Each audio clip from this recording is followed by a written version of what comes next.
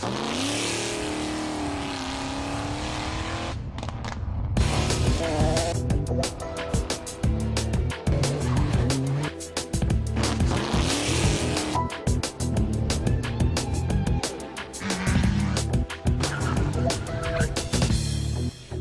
to Race Retro. This is Europe's premier celebration of historic and classic car racing.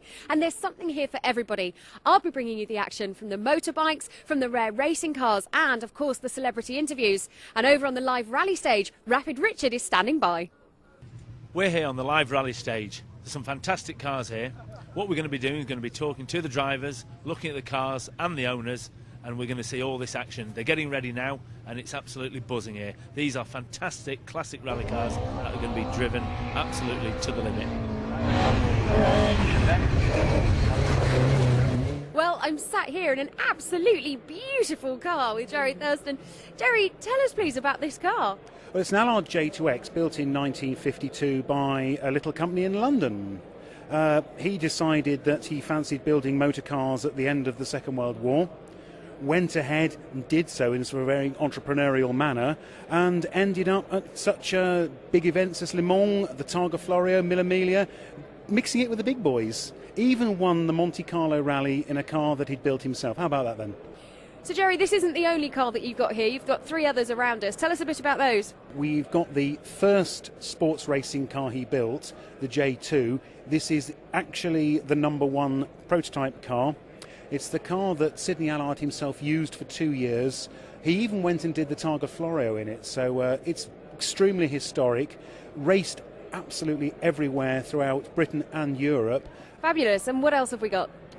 We've got his 1954 Le Mans car. So this is a car that was owned by a guy called General Curtis E. LeMay. He was head of Strategic Air Command for America, and his wonderful history about him is he's actually the guy that sanctioned dropping the atomic bombs on Japan.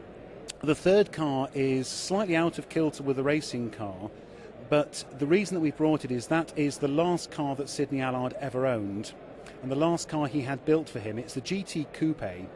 Essentially, they built it to try the market for a car looking like that. They took it to the 1957 Earl's Court Motor Show, and the single order flooded in. They built that for America, never built anymore, and he kept it until his death until 1966. Well, I'm joined now by 8 times GP motorcycle world champion Phil Reed. Phil, that's quite a huge success rate. Well, every day's a bonus for me. I'm lucky to be here healthy in one piece, after 50 years of racing, and I'm still racing classic bikes. And quite the history in your career. I mean, you're quite the famous figure. Well, I've ridden most bikes, but now I have an opportunity to ride with Giacomo Agostini, 14 times world champion on 2 MV Augustas. We're just looking for a small amount of sponsorship to get us demonstrating these iconic machines around the European circuits. Looking around us here for the exhibition, there's a huge range of bikes on show at the moment, aren't there? Well, yeah, so this Norton from the 60s that I led Daytona 200-mile race a couple of times, but ran out of road trying too hard, and eventually finished fourth, to the RG500 Suzuki's that Barry Sheen raced and won 2 world championships on.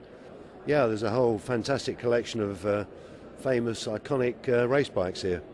They're still being raced, aren't they? Well, that's right. There's quite an active classic scene, not only in the UK, but also throughout the continent, and which is I'm racing in now, and it's great fun, and we want more support and more riders to compete. I mean, there are crowds of 50, 60,000 come and watch us abroad in Germany and France. It's unbelievable.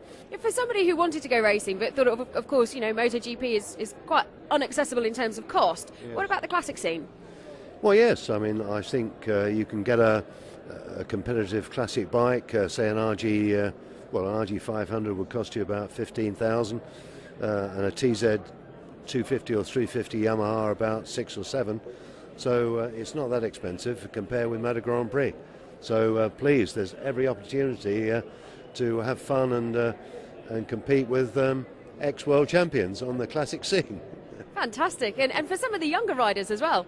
Well, that's absolutely, yeah. I'm racing against 20-year-olds, and you know, it's still the same for both of us, you know. Like, and the idea is to keep it on the rubber.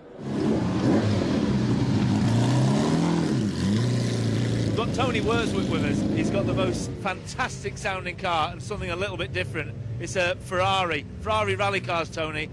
Not exactly common. Can you tell us a little bit about it, please? Yeah, you say they're dead rare. I mean, we built this one in collaboration with the Ferrari importers, Maranello concessionaires, in 1982. And basically there were 6 left-hand drive ones run by Michelotto, and this is the only right-hand drive supported car. And they gave us a lot of help back then. It was good fun. I believe there's a little bit of a story. It's got some royalty in its blood, this car. It was... that's right. When it was brand new, it belonged to a white Russian prince, and he emigrated and left it with the car salesman, and they crashed it. And I bought the bits and pieces, and me and Steve Newman built it into a rally car over a period of about 12 months. And we did all the body moulds and everything, the jigs for it, so that not if, but when it gets crashed, we could repair it. And it really paid off, because we ended up selling the parts back to some of the importers when the Ferrari stopped making the parts for the old cars. And Group B, not really anybody knows Ferrari did a Group B rally car. I mean, it is really a rare thing. It is. I mean, what it came to pass that we were actually fixing a 308 for a friend, and we just happened to look through the new Group B cars and realised it was homologated. And since we're working on one, it just made sense, because it's such a strong car and such a good base, really. I mean, you don't do a lot of modifications to get serious power out of them. Well, rallying was my first love. That's what I started with, and you know, even when they banned the Group 4 car, that didn't put me off. I built a Group B car. But when they banned that as well, I'm afraid that did put me off.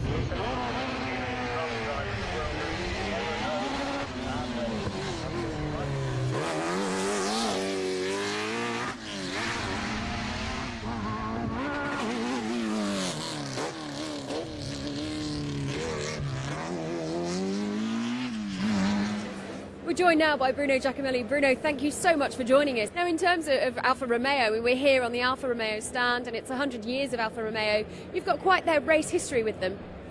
Yes, I spent most of my Formula One times with the brand, with the Alfa, and unfortunately we weren't able to win races, but it was a great period of my life, and I have some very good memories of it.